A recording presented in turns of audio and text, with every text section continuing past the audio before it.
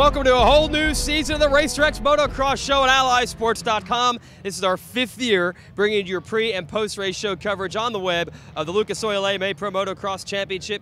Jason Wygant and Paul Lindsay here, fired up for the opener of 2011, the Rockstar Energy National at Hangtown. And how could you not be fired up? 2 weeks ago, we just put an awesome Supercross series in the books.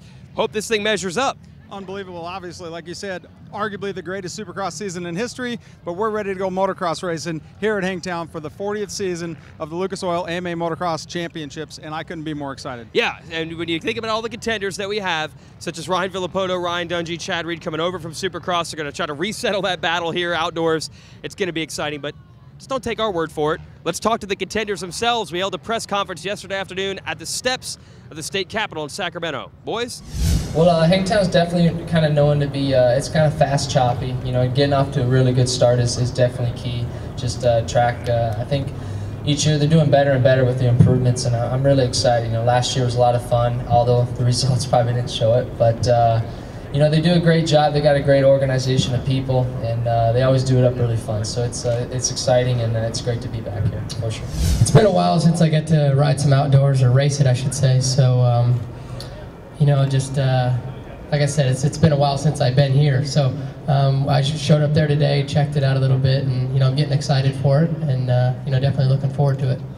You know, it's just injuries and things like that. It just held me back a little bit with you know, not being able to race. So you know, this year I'm healthy. You know, I can sit on the couch and say that, man, I wish I was out there, but you know, the injuries were not my fault. It's part of the sport. So you know, I'm just, like I said, I'm glad I'm here now and I'm healthy and looking forward to going into this outdoor season. I'm excited for the new challenge. You know, I think when I won the title in '09, a lot of the feelings that I had then, you know, I have now, and we'll just try to, you know, try to be in the hunt. I wasn't in a position where I necessarily had to be here during the summer, but I want to be. I love racing, and I'm having fun, and you know, I'm not getting any younger. I'm getting older, and these kids are coming in, and you know, they're bringing it. So I want to have a good time while I can. Yeah, I'm finally ready to go, and I've been pretty much like everywhere in the world, and I was in vacation, and I was taking some rest and fixing my shoulder. So it was pretty good time, some time off. I never got my championship here, and I would love to get it, but you know, that's the way it is, and I'm just gonna try my best to be in front this year. And you know, I just Hangtown has been good for me, and we'll see. I'm just gonna try to go out there and put the bike on the podium. Well, obviously coming into this series, those are the guys that everyone's looking at. They're the ones that have won titles at this level before. Ryan Villopoto just got the Supercross title, and Reed and Dungey have won this title in the 450 class the last 2 years. How do you pick a favorite between those three? We know what Villopoto can do outdoors when he's healthy, but it's been 2 years since he's had a chance to show it. Well, like you said, obviously Villopoto, three-time outdoor national champion. You got to know he's the favorite coming in, coming off momentum in Supercross. He's a question mark. 2 years out, I think you're going to see him up front, obviously. Right, and Dungey's strategy to me has been, he proved it this year with all the competition there, he just stays in it. He's got that old Chad Reed kind of mentality, that in it to win it thing. I would say if there's anyone you don't take too much stock week to week in, it's him. You know, over the course of 24 motos, Dungey will be there. Yeah, the guy proved last year, as a rookie, as you pointed out, that he can be ultra consistent. We underestimated him at this very race last year, and look what he did. He went on a tear, won 19 moto wins, 10 overalls, just dominated the class last year. Right, yeah, and it was terrible for him at Hangtown. So with Dungey, it's almost like, don't worry week to week. You add it all up at the end of the year, kind of like Supercross, he will be there. And then Reed, I think a lot of people thought when Reed got sick last year and dropped out of the series that was a lie. He just didn't want to race. We saw a new Chad Reed this year in Supercross, a lot like the old Chad Reed. He's clearly in shape and a lot stronger than he was a year ago. Loves the Hondas, getting support stepped up from Honda, and he's happy, he's fun, he's having fun being out here. He's excited for the series. He's obviously going to be a contender, no doubt. Now, interesting what's happening over there in the pits there for the 2-2 Motorsports team.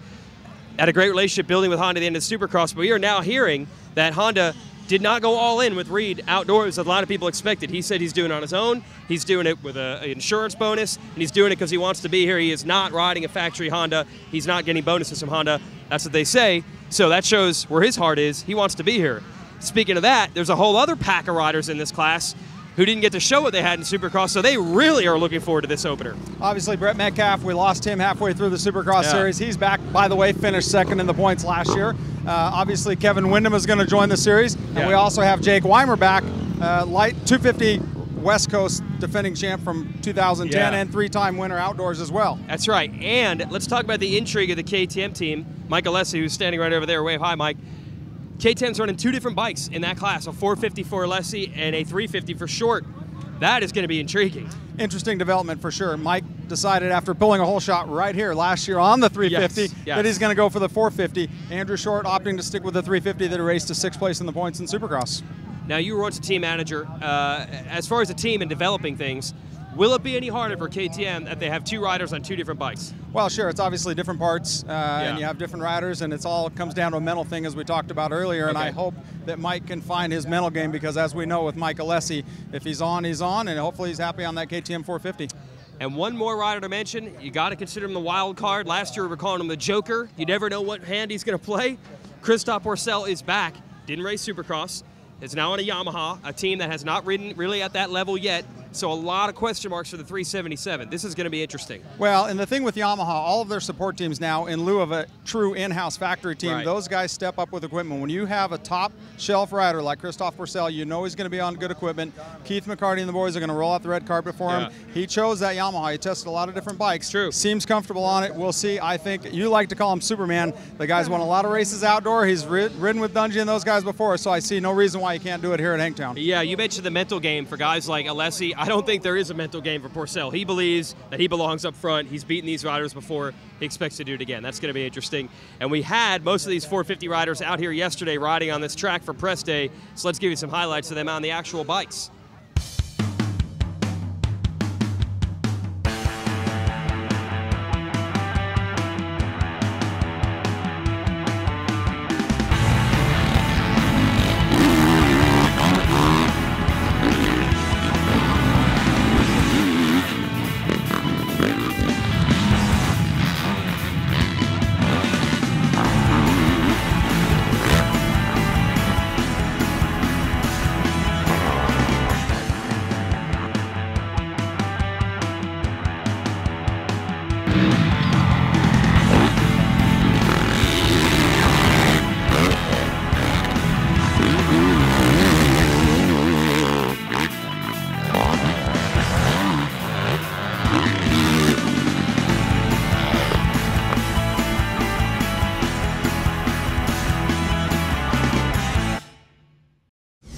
Obviously, the 450 class is getting all the attention here because the big names all lined up for this championship. But the 250 class, you could argue, is actually deeper and has a bigger string of talent and probably will be harder to predict. This is going to be a great class. Well, the 250 class always delivers outdoors, in my opinion. It's always exciting. It's always about 8 or 10 riders deep. And as we always see every year, wrapping up that epic Supercross season, the Dave Coombs Sr. East-West Shootout is a precursor to those guys thrown together in one class, what we're going to see here tomorrow. And it's going to be awesome, obviously.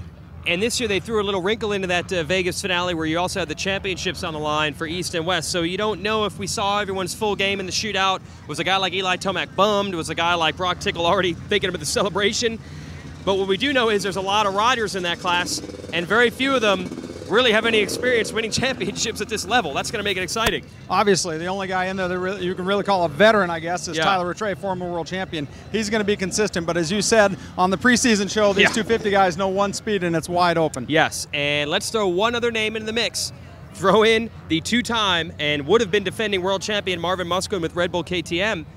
Who knows where this guy's going to end up? He could win it all. Hey, you know, he didn't show very well last week at his the Grand Prix at Glen Helen. The only time he got to sport that #1 plate, but I expect better things from him out here at Glen Helen and as the season progresses. He's a world champ. He likes that KTM. Keep your eye on Marvin Musquin. A lot of people are wondering if he was kind of not showing his hand there because it was not a great performance. We obviously focus a lot on the Geico Honda team and the Monster Pro Circuit Kawasaki team, but remember, at that East-West Shootout, neither of those teams won that one. It was Ryan Sipes on a Star Racing Yamaha, so he's a genuine threat.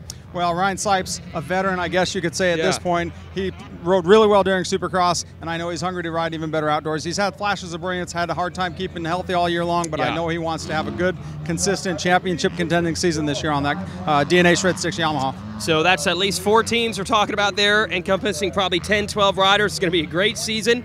We'll give you an explanation of how the television and web coverage works this year before we sign off. AllySports.com, as always, First Moto's live. Go to the website, watch it for free. Or get Fuel TV, and you can watch it on TV now. First 2 motos every week, Fuel TV live. Second motos from Hangtown will be on Sunday afternoon on Speed. They'll be Saturday night at the majority of the rounds. Of course, AllySports.com has the full TV schedule. That's how you watch Hangtown. We'll also be back with this show to wrap this up on Sunday. It's the RaceX Motocross Show. Paul Lindsay, Jason Wygant. See you tomorrow.